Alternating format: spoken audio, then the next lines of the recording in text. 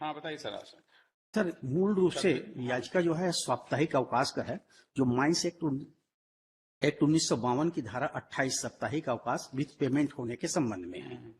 साथ ही इस एक्ट की धारा 29, 30, 49 एवं 50 से संबंधित है। सर उत्तरवादी द्वारा यह स्वीकार किया गया है कि अपलार्थी माह में 26 दिन का वेतन प्राप्त करने वाला कर्मचारी है।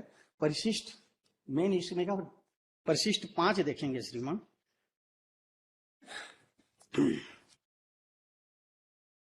उपरोक्त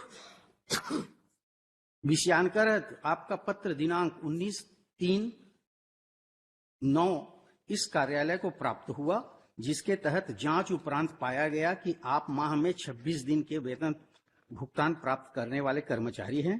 तथा माह जनवरी 2009 में 2 दिन का एवं 8 दिन का वेतन कटौती की गई, जो सही पाया गया है। ये जो इन्होंने पत्र इशू किया सर, ये परिशिष्ट 3 देखेंगे सर।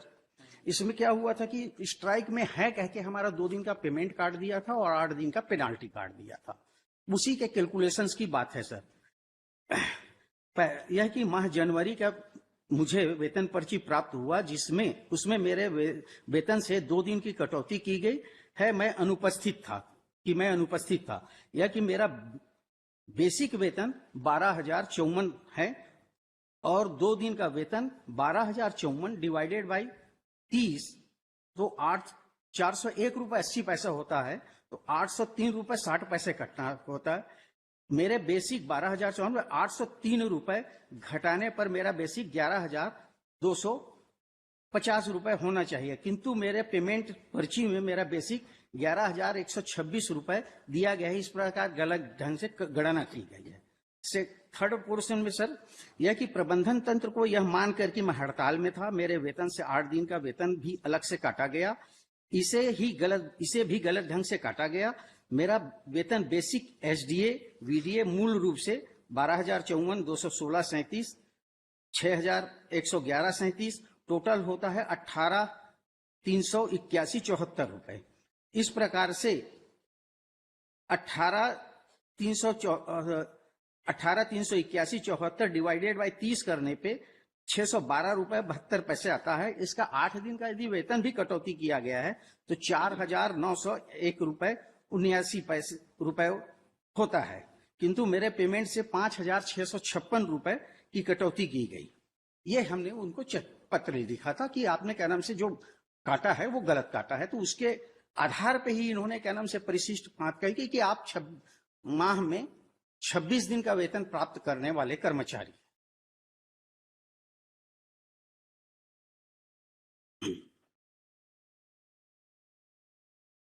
इसके कानून क्या है जी रूल क्या है 12.2.0 क्या है, वेजेस कैसे मिलेगा पैसे? हाँ सर, ये वो भी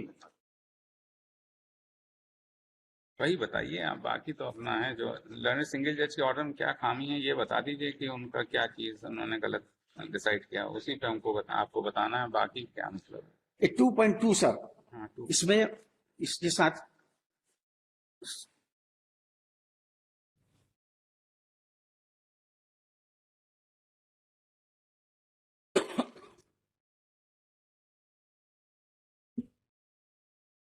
मैं इस किताब से बोल देता हूं सर, किताब में भी लगा हुआ है। हाँ बता दीजिए, ऑर्डर में भी कोटेड है जी। सर इन्होंने क्या नाम से मिनिमम वेज निर्धारित किया गया, एक जेबीसीसीआई कमेटी बनाया और एनसीडब्ल्यूए के अंतर्गत जेबीसीसीआई से, तो उसमें उन्होंने ये दिखाया कि बेसिक पे जो पहले क्या नाम से 312 रुपए 46 पैसे था, रिवाइज करके 321 रुपए 54 पैसे हुआ। इसी को मंथली में कन्वर्ट करके वो बोलते हैं कि जो पहले 5,550 रुपए था वो 8,360, और इसका जो टोटल है सर वीडीए अगर जो सब मिला करके वो टोटल होता है सर, मैं जो रिवाइज हुआ उसी को बोल देता हूं, 359.46 एक दिन का और 9,346 रुपए 6 पैसे का। इसको क्या नाम से मल्टीप्लिकेशन करेंगे सर तो 26 दिन में ही महीने का वेतन बनता है।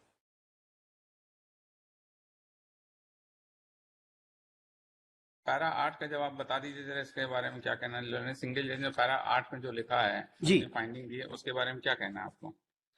क्या फाइंडिंग गलत है? ऑर्डर के इम्प्यून ऑर्डर के पैरा 8 में इम्प्यून ऑर्डर की पैरा 8 में देखिए।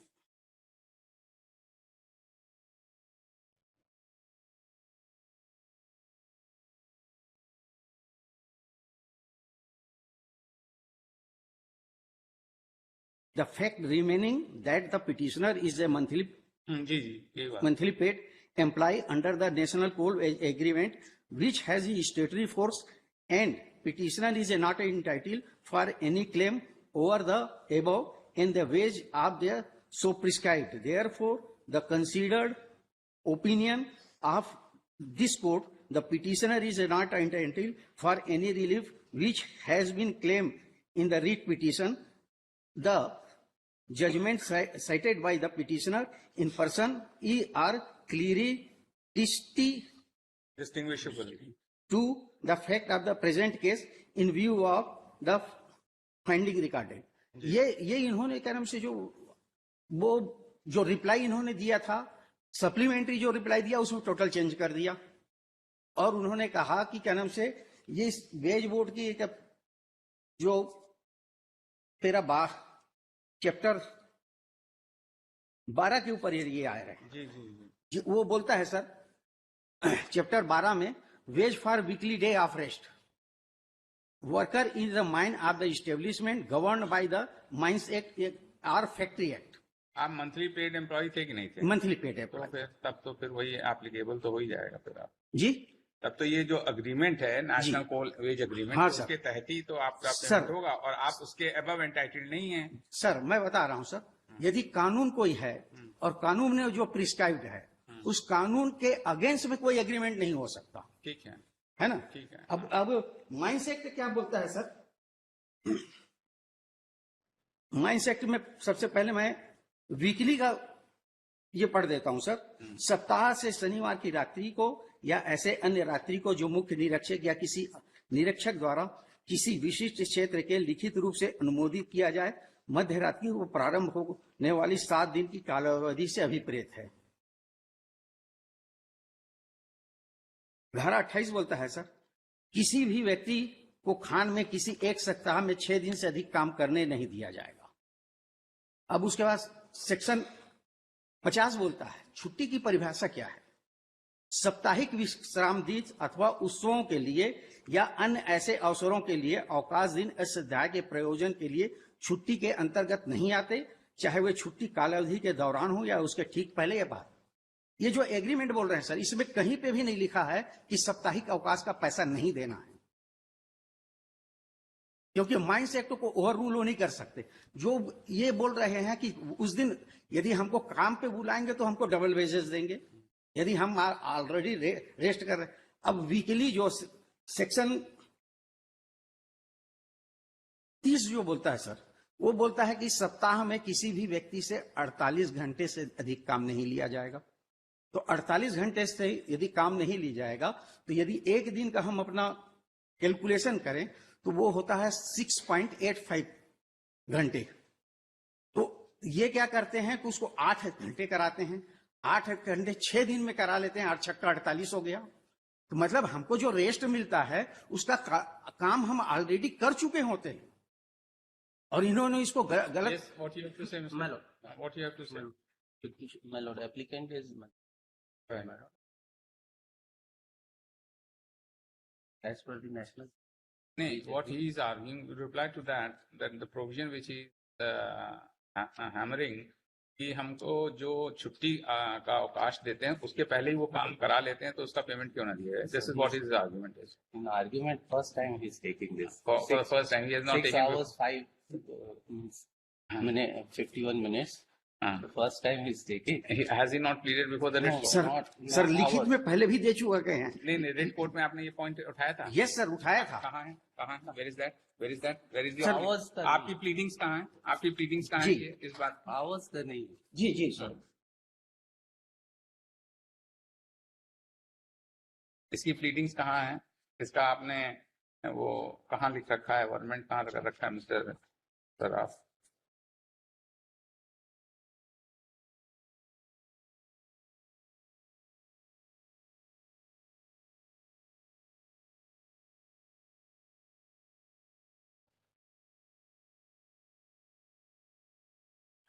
हमने तो कहीं कर ही नहीं रखा ये तो बात है। ये तो आप फॉर द फर्स्ट टाइम यहाँ पे उठा रहे हैं सब चीज़। तीनों का दिया है आवाज का तो दिया नहीं।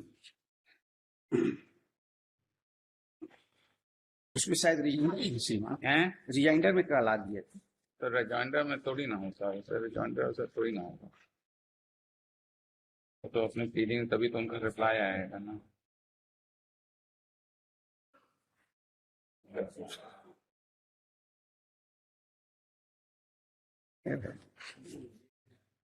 नहीं, आपको तो दिया, आपको दिए बगैर कैसे फाइल करूंगा। ये आज का रिजाइंडर का पेज नंबर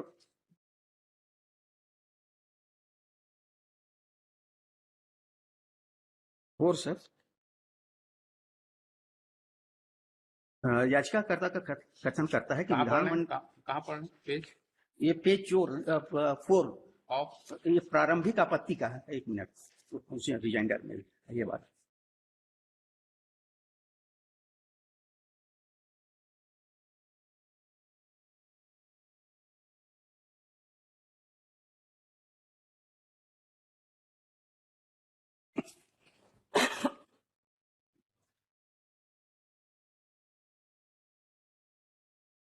कहाँ पढ़ रहे हैं मिस्टर सर आप?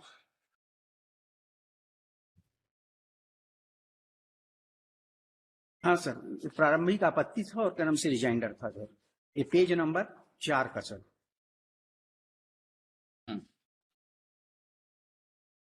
Para 2 sir. याचिकाकर्ता का कथन है कि विधानमंडल का आशा एक्ट के निर्माण हेतु क्या था, इसे मुख्य रूप से विचार किया जाने योग्य है। प्रथम कथन यह है कि विधानमंडल का आशा एक्ट का निर्माण से यह है कि किसी भी कर्मचारी का शोषण ना हो तथा उसे वह सभी अधिकार प्राप्त हो जो सामान्य रूप से उसे प्राप्त करने का अधिकार है। यदि माइंस एक्ट की धारा 28 को देखें तो इस एक्ट का मूल उद्देश्य साप्ताहिक अवकाश प्रदान करने से है तथा इसलिए एक्ट के प्रावधान स्पष्ट प्रावधान किया गया है किसी व्यक्ति से सप्ताह में 6 दिन से अधिक कार्य नहीं लिया जा सकता। यहाँ पर विधानमंडल का आशय यह था कि प्रत्येक कर्मचारी सप्ताह में 1 दिन पूर्व विश्राम कर स्पर्श हो जावे कि उसे उस दिन की मजदूरी से वंचित नहीं किया जावे और इसलिए आईडी एक्ट 1947 के धारा 25 में स्पष्ट है कि जहां संस्थान किसी भी कारण से बंद हो मजदूर कर्मचारी उसका प्रतिकर दिया जाएगा यदि यह विचार करने पर साप्ताहिक अवकाश वैतनिक होगा अथवा नहीं। विधानमंडल का आशय को स्पष्ट करने साप्ताहिक अवकाश ये सर उसमें ये किया गया है।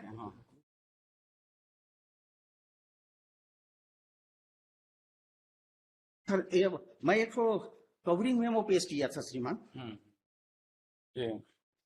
यदि इसको शॉर्ट में कर हमसे कहाँ पर?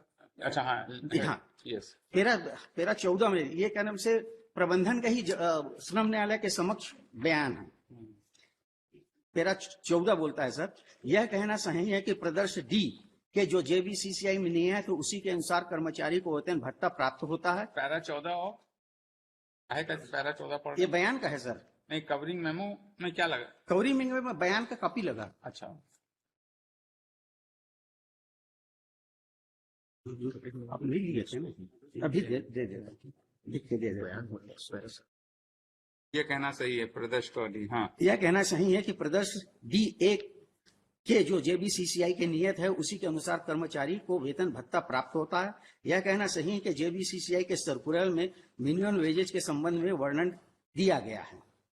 यह कहना सही है कि इस सर्कुलर के कांडिका 2.2 के अनुसार 1 दिन का वेतन लिया गया है और उसको 26 दिन का वेतन बनाया गया है। अब देखिए ऐसा है जब ट्वाइस पेमेंट होता है तो उसका माने ये है कि आपको वो जो अवकाश है उसका भी पेमेंट आपको दिया जाना जी है ना जी। तो दैट इज तो फिर वो जब है लिखा नेशनल क्या पोल वेजेस एग्रीमेंट जो भी है तो उसने तो इन सब चीजों का ध्यान रखते हुए ही वो एग्रीमेंट बना है। ऐसा तो नहीं, और उससे फिर अबव कैसे हो सकता है? सर अभी मैं उस पर भी आऊंगा, पहले इस चीज को पूरा कर देता हूँ, है ना। उसके बाद कांडिका 16 सर, यह कहना सही है सभी कर्मचारियों को जो डेली वेजेस और मासिक आधार पर कर्मचारी है उन सभी को माह में 26 दिन का वेतन दिया जाता है। यह कहना सही है कि सभी कर्मचारियों को माह में 4 दिन का वेतन नहीं दिया जाता। यह कहना सही है कि सप्ताह में 48 घंटे किसी भी कर्मचारी से काम कराने के लिए निर्धारित है। यह कहना सही है कि प्रत्येक कर्मचारी को उक्त 48 घंटे कार्य 6 दिन में करा लिया जाता है। बहुत स्पष्ट है सर। तो यदि वीकली, वीक का मतलब होता है 7 दिन, यदि एक्ट को भी देखें तो 7 दिन, तो 7 दिन में आप कराइए फिर। लेकिन ये 7 दिन का जो काम है वो क्या नाम से 6 दिन में ही करा ले रहे हैं। तो हमारा तो हम जो रेस्ट करेंगे उसका काम हम ऑलरेडी। डबल पेमेंट क्यों दे रहे हैं फिर आपको? क्या चीज का? डबल पेमेंट क्यों? यदि रेस्ट डे के दिन बुलाएंगे तब। On the day of चलिए ठीक है, 4:30 ऑर्डर देख लीजिएगा जी 4:30 बजे ऑर्डर देख लीजिएगा। सर, मेरा भी पूरा, आप वो जेबीसीसीआई के ऊपर भी जो नाम से एग्रीमेंट का बोल रहे हैं, वो एग्रीमेंट इलीगल एग्रीमेंट है। ठीक है, वो एग्रीमेंट आपने चैलेंज किया है क्या? हाँ, कहाँ चैलेंज? वो ये तो नहीं, उस एग्रीमेंट की वो नहीं सर, व्हिच हैज बीन इस है एनसीए का, it is contrary to the law, कहीं चैलेंज है क्या? देखिए सर, वहां पे क्या है, इन्होंने इस बात को यहाँ सप्लीमेंट्री में उठाया, मैंने सप्लीमेंट्री में जवाब दे दिया। उस जवाब में मैंने क्या नाम से लिखा कि क्या नाम से ये क्या नाम से वैध एग्रीमेंट नहीं है, और जिनसे एग्रीमेंट किया है वो नॉन जुरिडिक्स पर्सन है सर। मैं कोट करना चाहूंगा सर। हाँ, 1993 एससीसी नागपुर पैरा 5। नोट कर लेना भाई। ठीक, का पैराग्राफ 5 सर। पैरा 5 हाँ, कहाँ है वो order? Bombay high court para 5 जी। An interest In the interesting question, does arise this appeal of the for determination determination, and that the question is related वाला portion आप वो लाइए जो रेलिवेंट है पोर्शन। ये the appellant admittedly it is not being a like registered to come during argument that the appellant federation is not a registered body under the Trade Union Act 1926. It is hence not a trade union within a meaning of the section 2H of the said act. The definition including any federation of 2 or more union in the absence of the being a registered body, the appellant is incompetent to make any demand for and the on behalf of the employee so as to fall within a scope and ambit of the industrial dispute as defined under section 2K in the Industrial Dispute Act. If the appellant is not in a position to raise the industrial dispute, it has no locus standi seek to privilege of the negotiation those demands. वहां पे स्वीकार कर रहे हैं कि यह registered union, argument के समय स्वीकार कर लिया कि हम रजिस्टर्ड ट्रेड यूनियन नहीं है। इनका जो कहना से जो बीसीसीआई जो बोल रहे हैं, जिसके ऊपर ये पूरा जोर दे रहे हैं सर, इसमें यही फेडरेशन लोग हैं और ये कोई भी रजिस्टर्ड नहीं है। और यदि मान लो कोई एग्रीमेंट होता है सर, इंडस्ट्रियल डिस्प्यूट यदि कोई आता है, क्योंकि इन्होंने मामला क्या नाम से उठाया वो सप्लीमेंट्री इसमें उठाया, इसके पहले उन्होंने नहीं उठाया, इसलिए हम उस बात को क्या नाम से इसमें लिए नहीं थे। लेकिन सप्लीमेंट्री जब रिप्लाई दिया तो हमने उठाया और तर्क में भी उठाया, वो चीज एंट्री नहीं हुआ है। तो ये जो एग्रीमेंट है, ये यदि मान लो आईडी एक्ट सेक्शन 18 के अंतर्गत होता तो एक सुलह अधिकारी होता, यहाँ पे सुलह अधिकारी नहीं था। यदि सेक्शन P2P के अंतर्गत होता तो वहां पर भी क्या नाम से यूनियन बाहर है। फिर यदि सेक्शन 2 देखेंगे सर, 2P आइडिया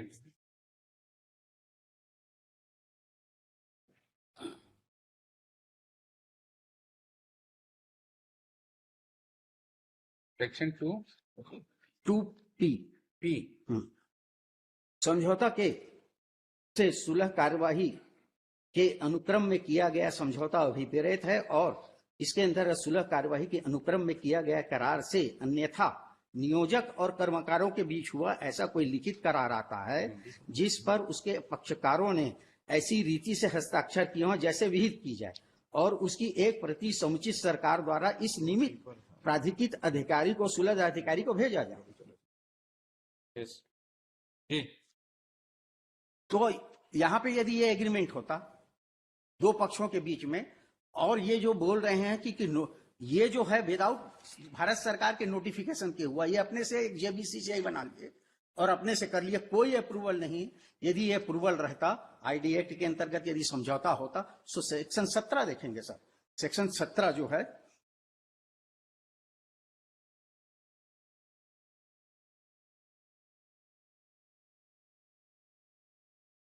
रिपोर्ट और अधिनिर्णयों का प्रकाशन, बोर्ड या न्यायालय की हर रिपोर्ट, उसके साथ अभिलिखित किसी विसम्मत के टिप्पण सहित हर मध्यस्थ, पंचायत, श्रम न्यायालय अधिकरण या राष्ट्रीय अधिकरण का हर अधिनिर्णय समुचित सरकार द्वारा उसकी प्राप्तिक तारीख से 30 दिन के भीतर, काल अवधि के भीतर, ऐसी रीति से जैसा विहित की जाए सरकार ठीक समझे प्रकाशित करेगी।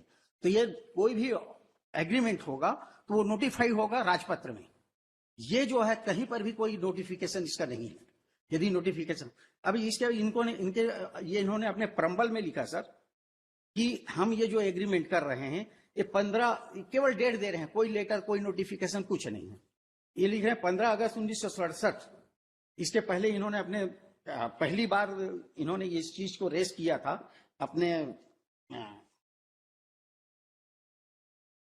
अब ये जो चीजें आप बहस कर रहे हैं, ये रेड कोर्ट में तो बहस हुई नहीं, ये तो फॉर द फर्स्ट टाइम वहां पे देखिए ऑनलाइन हुआ था और वहां पे प्रॉपर बहस नहीं। तो ऑनलाइन हुआ था या ऑफलाइन हुआ था, इसका तो हमें नहीं है ना। कोरोना के समय हमारे सामने तो जो सिंगल जज ने लिख के दिया है उसी की हम को टेस्ट कर सकते हैं। नहीं, अब आप ये कह रहे हैं कि ये सब चीजें तो ऑर्डर में है नहीं, तो अगर ज्यादा से ज्यादा तो you can file a review petition if you want, if there were on record and that was not considered, तो यू शुड, आपको रिव्यू पिटीशन फाइल करिए अगर आपको इस तक की बात है। वो तो नहीं, जो भी ये कह रहे हैं ये सब चीजें for the first time argument कर रहे हैं, तो उस पर तो कोई फाइंडिंग है नहीं। तो उन्होंने तो बस लिख दिया कि नेशनल कोल एग्रीमेंट के तहत इनका केस नहीं बनता है।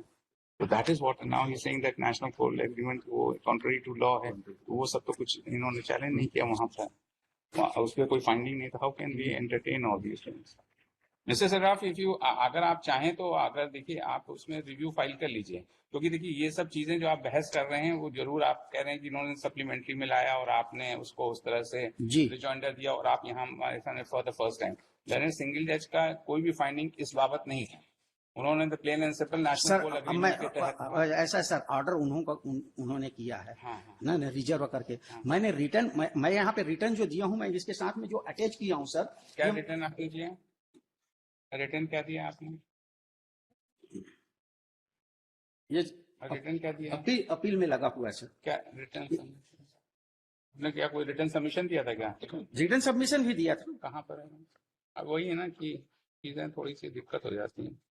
ये देखिए सर, कहाँ पर है? ये पेज नंबर 15 में सर, उत्तरवादी क्रमांक 1 एवं द्वारा प्रस्तुत सप्लीमेंट्री रिप्लाई का याचिकाकर्ता की ओर से निम्नानुसार सप्लीमेंट्री, हाँ रीट अपील में, रीट अपील के पेज नंबर 15।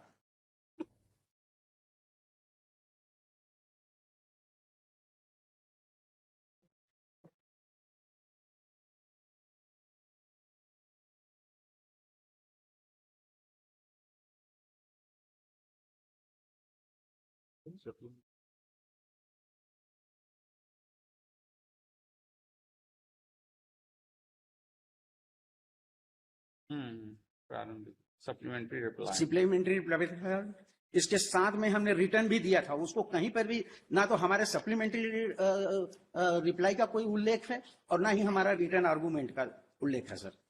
अब यहाँ पे ये हम बोल रहे हैं कि जो जेबीसीसीआई है उससे हम समझौता करते हैं, लेकिन श्रम न्यायालय में इन्होंने कर्म से हमने बाद में उसको पेश किया था आपत्ति लगने के बाद। तो अब यही है ना कि अगर, इसीलिए मैं आपसे ये कह रहा हूँ ना कि अगर आपका कोई भी कंटेंशन जो था जो रिकॉर्ड पे था and that was not considered by the Leonard Single Judge, then you have a remedy that you can find, get the order reviewed in the light of that your submissions. He can see to it what if your contention is correct, then he will pass appropriate orders, otherwise no. तो आप कहने से उसको ये करने सब paper तो पूरे हैं सर, आप उसको भेज दीजिए। नहीं तो हम, आप रिव्यू करने के लिए ऑर्डर कर दीजिए। नहीं, अगर आपका कंटेंशन होगा तभी तो हम थोड़ी ना ऑब्जर्व करेंगे कि आप रिव्यू करिए, क्योंकि हमारा लोग का हमारा तो हमारा निवेदन लिख दीजिए सर, हाँ, और रिव्यू कर दीजिए। नहीं तो हम ये लिख देते हैं कि you want to file a review, that is all. Sir वैसे में पूरी प्रक्रिया और नहीं, पूरा सब फाइल करना पड़ेगा। नहीं, आप सिर्फ रिव्यू फाइल करिए, आप जो भी रिकॉर्ड तो आप पूरा है ही है। मेरा निवेदन है सर, आप रिमांड कर दीजिए कि एक बार इसको रिव्यू कर लिया जाए। नहीं, हम इस तरह से नहीं करेंगे, it is for you, if you want. मेरा इंटरेस्ट है, मैं तो बोल रहा हूँ सर, यदि का नाम से अधिक। और देखिए ये सर, चीज आपका कंटेंशन उस जो है पूरे- ये वहाँ कंसिडर नहीं हुआ, ये आप इसको- सिंगल जज के ऑर्डर की पूरी तरीके से समीक्षा करने के अधिकारी हैं सर। नहीं, अधिकारी हैं, लेकिन वो बात जो आप कह रहे हैं वो कंसिडर नहीं किया, इसके लिए तो- आपके पास एक रेमेडी है। तो इस सर ये तो सब डॉक्यूमेंट्स इसमें लगे हुए हैं। रिटर्न आर्गूमेंट तक का हमारा कहीं पे उल्लेख नहीं है। रिटर्न आर्गूमेंट में हमने कहा से इसी के आगे में जाएंगे सर, तो रिटर्न आर्गूमेंट भी है हमारा।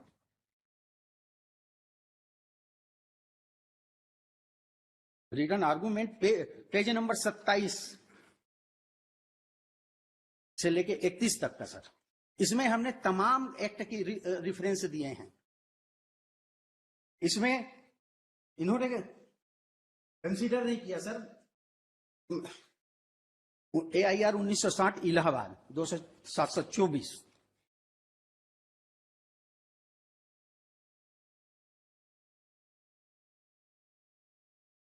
13-18 इसमें ऐसे लिखे, heard such and such has been the learned counsel, the petitioner in person has vehemently submitted that the submissions which he has raised in his क्या है ये rejoinder affidavit, supplementary rejoinder affidavit, wherein he has made several contentions, has not been considered by the learned single judge. A copy of the same has been annexed with memo of appeal. Page 15. 15 पे।